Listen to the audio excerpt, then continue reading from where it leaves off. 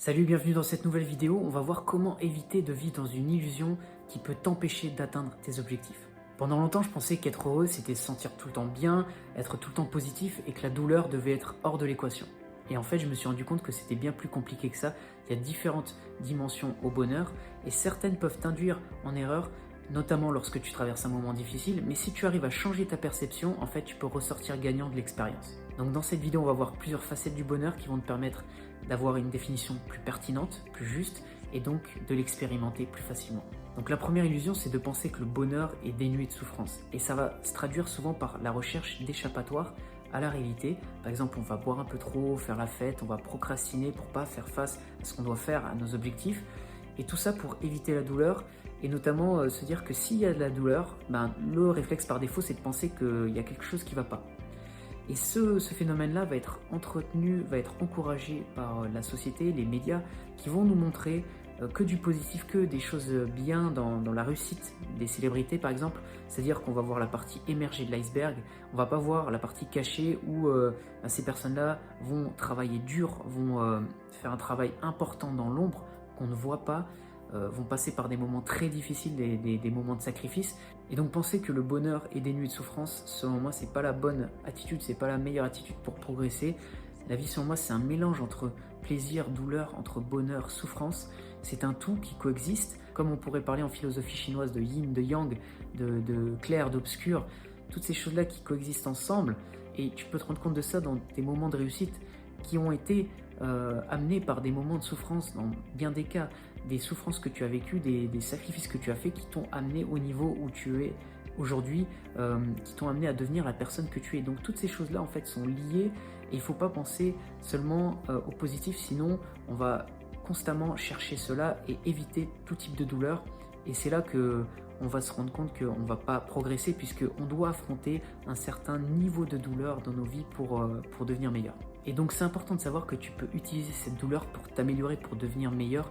Et c'est la bonne perception des choses dans la mesure où quand tu as de la tension, c'est là que tu vas créer des résultats. C'est comme quand tu vas faire du sport, c'est quand tu vas avoir une certaine tension que tu vas progresser au niveau musculaire, au niveau cardiovasculaire. Et donc c'est là que tu vas avoir des résultats quand tu vas faire face à cette douleur. Et donc être dans un entraînement trop confortable, c'est être bercé dans une illusion, c'est ne pas faire face à la réalité, notamment si tu veux des résultats. Donc cette douleur peut nous amener à prendre conscience qu'on va dans la bonne direction, puisque encore une fois, tension égale résultat à terme. Si tu te dépasses tout le temps, eh bien forcément tu vas devenir meilleur. Et donc si tu ressens cette douleur, si tu ressens que tu as de la frustration, des moments de flottement où tu te dis qu'est-ce que je dois faire et que tu pousses et que tu continues à chercher, eh bien tu vas trouver des réponses et ça te permet de devenir meilleur et de progresser. Donc moi je te recommande vraiment de te déconnecter de l'extérieur, notamment des médias qui vont te montrer les paillettes, qui vont te montrer la réussite des célébrités sans te montrer réellement leur parcours. Focalise-toi plutôt sur tes valeurs, sur ton état d'esprit.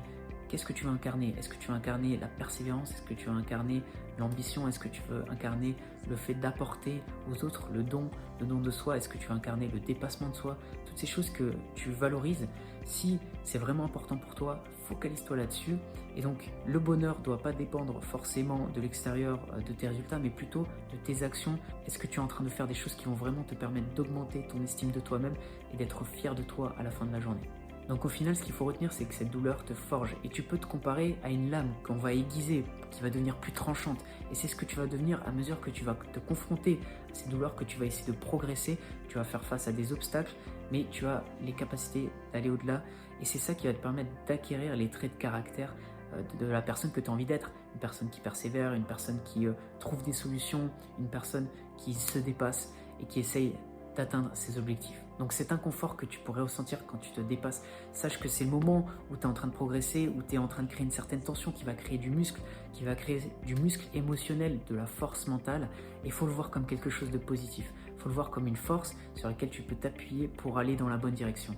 La tension, c'est ce qui va te diriger vers les résultats. C'est pas en restant dans ton confort, en restant dans ta routine actuelle que tu vas pouvoir vraiment changer. C'est en faisant quelque chose de différent, en changeant tes habitudes, que tu vas vraiment pouvoir atteindre ton plein potentiel. Donc au final, les obstacles, les challenges qu'on va rencontrer vont constituer une dimension du bonheur qui va nous permettre ensuite de passer au niveau suivant, le niveau où on va commencer à apprécier nos résultats.